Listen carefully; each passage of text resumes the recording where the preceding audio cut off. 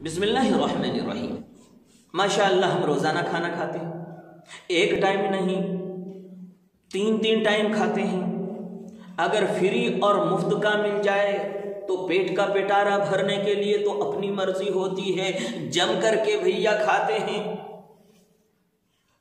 لیکن کھانے کے اخیر میں حضور اکرم صلی اللہ علیہ وسلم نے دو چیزوں میں برکت بتلائی۔ پہلی چیز، انگلیوں کے چاٹنے میں برکت ہے۔ انگلی چاٹے کیسے؟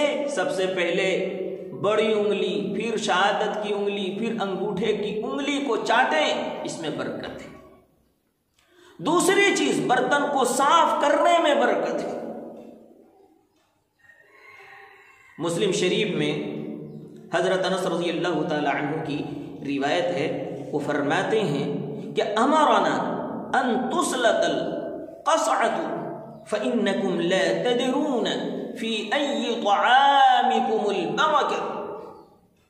ہمیں حضور اکرم صلی اللہ علیہ وسلم نے پیالے کو، برتن کو صاف کرنے کا حکم دیا، پھر اس کی بڑی وجہ اور قیمتی نقطہ بتلایا، فَإِنَّكُمْ لَا تَدْرُونَ، تم نہیں جانتے، فِي أَيِّ طَعَامِكُمُ الْبَرَكَةُ، تمہارے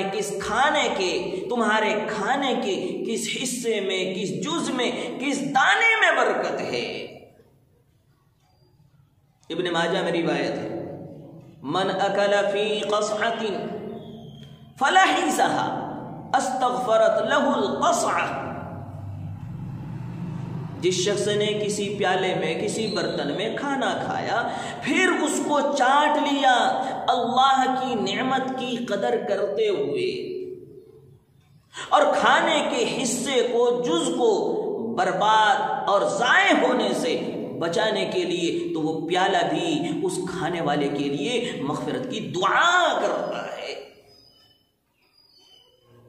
ان دونوں روایتوں سے کتنی اہم بات معلوم ہوئی۔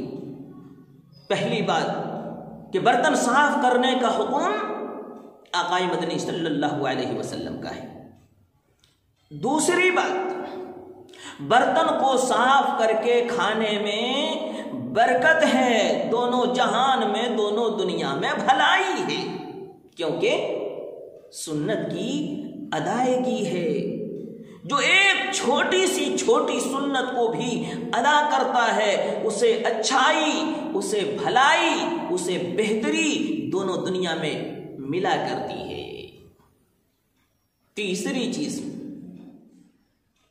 جو برتن کو صاف کر کے کھا لیتا ہے، برتن بھی اس کے لیے دعا کرتا ہے کہ اے اللہ، جس طرح اس نے مجھے صاف کر دیا، اس کو بھی پاک و صاف کر دے، اسے بخش دے۔ آج ہر گھر کی شکایت ہے، مولانا ہمارے گھر میں برکت نہیں، اتنا کماتا ہوں، کما کے لاتا ہوں، کہاں اڑ جاتا ہے۔ میں کہتا ہوں کہ تمہاری خود کی ذات، تمہارے پورے گھر کی ذات، تمہارے پورے معاشرے کی ذات، جب آپ غور سے دیکھو گے تو روزانہ پلیٹ میں دانا، پلیٹ کے نیچے دانا، چارپائی پہ دانا، چارپائی کے نیچے دانا، یہاں دانا، وہاں دانا، ادھر دانا، ادھر دانا۔ افسوس تب ہوتا ہے جب شادیوں میں، دعوتوں میں، پارٹیوں میں پلیٹ میں چھوڑے ہوئے کھانے کو کوڑے پہ پھینکا جاتا ہے۔ وہ اتنا کھانا ہوتا ہے کہ محلے میں جو غریب ہیں ان کے بھوک کی جلن مٹائی جا سکتی ہے، اس کے آنسو تھامے جا سکتے ہیں، اس کے چہرے پر مسکراہٹ لائی جا سکتی ہے۔